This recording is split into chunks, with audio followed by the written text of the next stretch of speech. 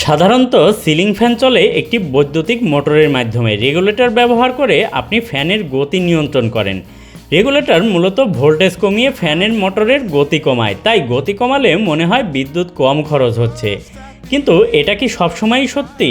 প্রথমত, গতি কমালেই বিদ্যুৎ কমে না। মূল বিষয় হলো সাধারণ রেগুলেটর আসলে বিদ্যুৎ সেভ করে না, শুধু মোটরের গতি কমিয়ে দেয়। তাই আপনি ফ্যান 7-এ চালান বা 2-এ চালান, বিদ্যুৎ খরচ প্রায় একই রকম থাকে। রেগুলেটর নিজেও বিদ্যুৎ খরচ করে, তাই গতি কমানো মানেই বিদ্যুৎ খরচ কমানো, এই ধারণা ভুল। এবার জেনে নিই কীভাবে সত্যিই বিদ্যুৎ খরচ কমাবেন। ইলেকট্রনিক রেগুলেটরগুলো ব্যবহার করলেই বিদ্যুৎ সাশ্রয় করা সম্ভব। এই রেগুলেটরগুলো স্মার্টভাবে কাজ করে এবং ফ্যানের গতি নিয়ন্ত্রণ করার পাশাপাশি বিদ্যুৎ খরচও কম করে। এর দাম সাধারণ রেগুলেটরের চেয়ে একটু বেশি হতে পারে, তবে দীর্ঘমেয়াদে বিদ্যুৎ বিল অনেকটাই কমে যাবে।